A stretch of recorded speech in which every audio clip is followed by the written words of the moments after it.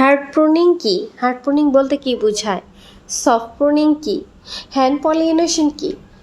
গাছের কোন সময়ে কোন পরিচর্যা করতে হয়, কোনটা সঠিক পরিচর্যা কিভাবে করতে হয় ফলন বৃদ্ধি করার জন্য, এই সব প্রশ্নের উত্তর একে একে পেয়ে যাবেন এই ভিডিওতেই। ধৈর্য ধরে সাথে থাকুন এবং আপনিও জেনে নিন গাছের পরিচর্যা সম্পর্কে। তো শুরুতেই বলা যাক হ্যান্ড পলিনেশন সম্পর্কে। হ্যান্ড পলিনেশন হচ্ছে এমন একটা পদ্ধতি যেটা যখন প্রাকৃতিকভাবে পরাগায়ন না হয় এবং ফল ধরলেও যেটা ঝরে যায় টিকে না, সেই ফলনটা কৃত্রিম পদ্ধতিতে হলেও টেকানোর জন্য এই পদ্ধতি ব্যবহার করা। তো হ্যান্ড পলিনেশন মানে হচ্ছে হাত পরাগায়ন। যেই কাজটা কীটপতঙ্গ বা উপকারী পোকামাকড় করে দিয়ে যায়, সেটা যখন উপকারী পতঙ্গ না থাকে তার পরিবর্তে নিজে নিজে করে দেওয়া।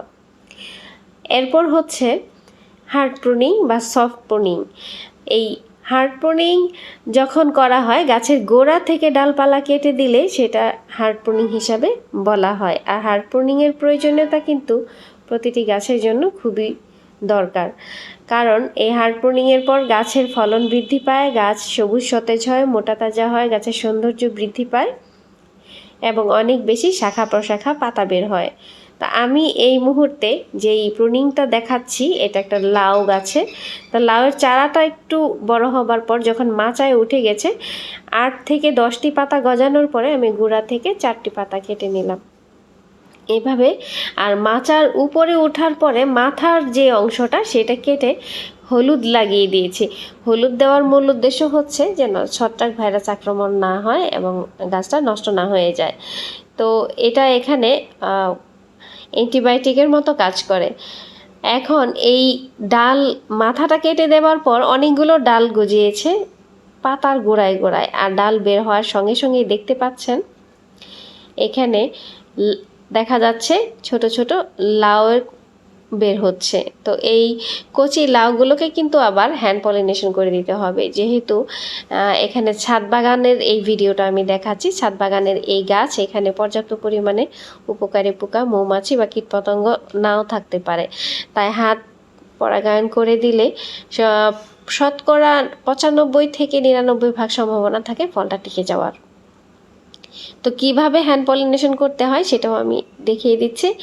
প্রথম একটা পুরুষ ফুল নিয়ে নিতে হবে। সেটা পুরুষ ফুলের পরাগরেণুটা জাস্ট স্ত্রী ফুলে সুন্দর এমনভাবে লাগাতে হবে যেটা উপকারী পোকা কাজ করে দিয়ে যায়।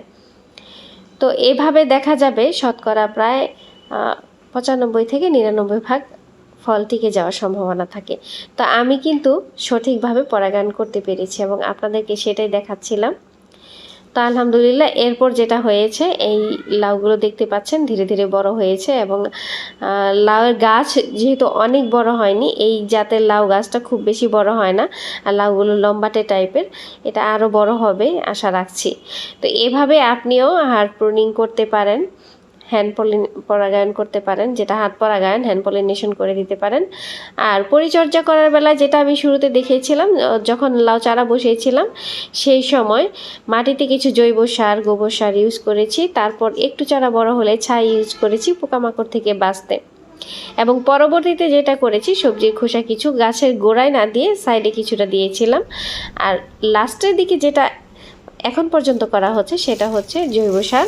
কিছুটা জৈব সার দিয়ে দিয়েছি, কারণ এখন এই ফল যখন ধরেছে এর খাবার চাহিদা কিন্তু অনেক, এটা মনে রাখতে হবে। গর্ভবতী মায়ের যেমন খাবার চাহিদা বেড়ে যায়, তেমনি এই ফলন ধরা গাছের কিন্তু খাবার চাহিদা প্রয়োজন অন্য সময়ের তুলনায় একটু বেশিই থাকে। তো সেই জন্য জৈব সার দিয়েছি এবং মাঝে মাঝে করতে হবে যেটা, গাছের গোড়া থেকে 4 আঙ্গুল পরিমাণ দূরত্ব মেনটেন করে একটু খুঁচিয়ে খুঁচিয়ে মাটিটা আগলা করে দিতে হবে যেন শিকড় ছড়াতে পারে। আর যখন নতুন নতুন শিকড় গজাতে পারবে, শিকড় ছড়াবে এবং পর্যাপ্ত খাবার সংগ্রহ করতে পারবে, তখন গাছ এমনিতেই আরও বেশি সবুজ সতেজ হয়ে উঠবে। তো এই প্রত্যেকটি জিনিস যদি খেয়াল রাখেন, আপনার বাগান হয়ে উঠবে সবুজ সতেজ সুন্দর। আমি লাউ চারা থেকে শুরু করে পরাগায়ন, তারপর সেই লাউ বড় হওয়া পর্যন্ত মোটামুটি চেষ্টা করলাম আপনাদেরকে একটু বিস্তারিত বোঝানোর জন্য। আর কিভাবে জৈব সারটা আমি দিচ্ছি সেটাও একটু দেখিয়ে দিচ্ছি, কী ধরনের জৈব সার সেটাও দেখতে পাচ্ছেন। তো এটা যাই হোক, এই যে জৈব সারটাকে আমি সুন্দরভাবে গাছের গোড়া চতুর্দিকে ছড়িয়ে দিচ্ছি। এতে কিন্তু গাছের কোনোই ক্ষতি হবে না, কোনোই ক্ষতি হবে না, গাছ প্রয়োজনীয় পুষ্টি চাহিদা পাবে এখান থেকেই। আর আমার যেটা হয়েছে যে লাউ গাছটা এতই ছোট, মানে 2.5 হাত গাছের ভিতর 4টা লাউ। মূলত গাছের মূল ডালটা কাটার পরে 4টা ডাল বেরিয়েছে, শাখা ডাল, এবং 2.5 হাত পর্যন্ত লম্বা হয়েছে, এবং প্রতিটা ডালেই 2টা একটা করে ফল ধরেছে। তো যাই হোক, পেঁয়াজের খোসাও কিছু দিয়ে দিতে হয় যেন শামুক পোকা, কারা পোকা থেকে বাঁচার জন্য। আর এতক্ষণ ধৈর্য নিয়ে আমার ভিডিওটা দেখার জন্য আপনাদেরকে অনেক অনেক ধন্যবাদ।